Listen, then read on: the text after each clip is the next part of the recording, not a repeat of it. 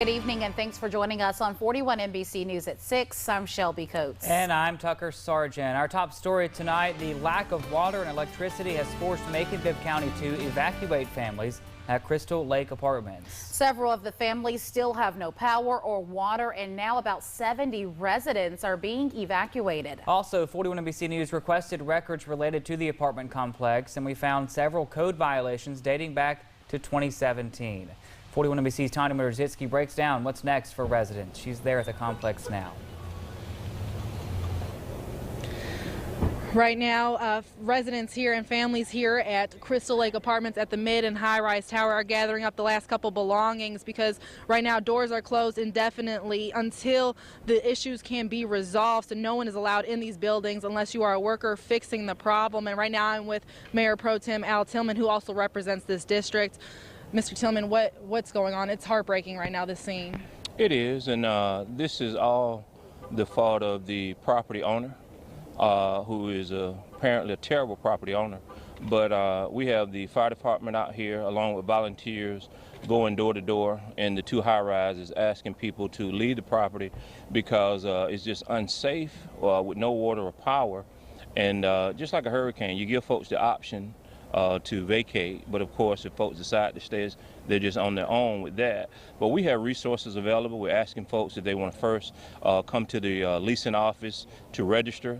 We're sharing information as far as where they can go to get a housing. We have people set up that's offering gift cards through the American Red Cross and through the Salvation Army. So if people decide to go to the Salvation Army, and then we'll direct them from there if they can get with family and friends. But it's just a terrible situation to be in for people who recently paid their rent and that a property owner is acted out in this manner. And so we're here with resources from Macon-Bibb County government, the fire department, the American Red Cross is here. We've got other folks coming just to see how we can help the people. And some people appreciate it. Some people see it as though we're saying we're kicking them out. We're not kicking you out. You have the right to stay. Nobody's kicking you out. But what the fire department does is they control the safety of the entire Macon-Bibb County government and the Macon-Bibb County residents. And so what they're asking residents to do is that temperatures are dropping over the last couple of days. The temperatures have been in the 70s and 80s, but temperatures are going to drop.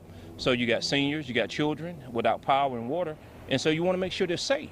And so that's all we're asking folks to do. How can we help to ensure they're safe? Absolutely. Thank you so much, Mr. Tillman. Thank you so much. And then we're going to speak to a resident, Mr. Alfred Riggins. If you tuned in yesterday, we spoke with him yesterday. Alfred, what was last night like, and what's going on right now? Where are you going to go? Man, I mean, you know, so I got a couple of family around here, whatever, but it's just the fact that this happened out of the blue. Like, I mean, from what I understand, they knew this yesterday. I mean, they could have told us we could have prepared for this. I stay on the 9th floor. We have no power, so that means in order for me to get my stuff, I have to walk 9 flights up and 9 flights down.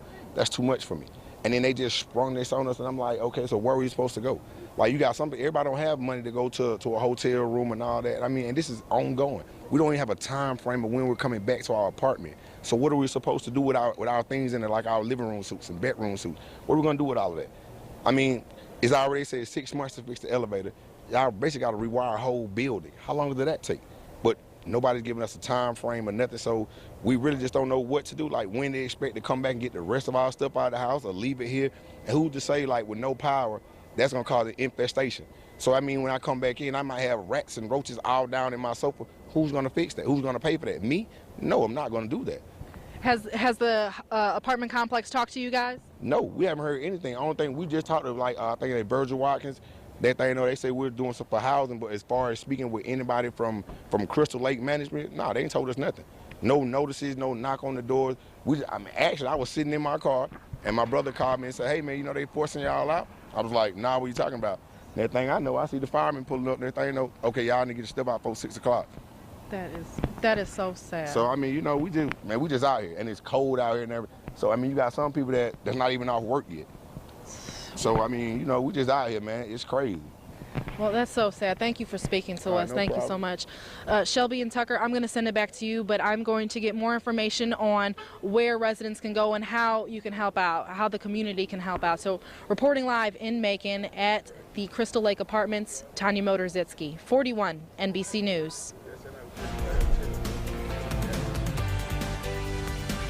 Alrighty, thank you, Tanya. And just real quick, again, 70 residents being forced to leave tonight from the Crystal Lake Apartments. Definitely stay here on 41 NBC News and check in with us on social media and online. Tanya is live at the scene. She is on social media giving you the latest update and also sharing information on how you can help some of these residents. Yeah, a lot of people were commenting on her Facebook Live video asking, what can I do to help? So that's good that people are reaching out, and she'll hopefully get that information for you in our newscast later on tonight.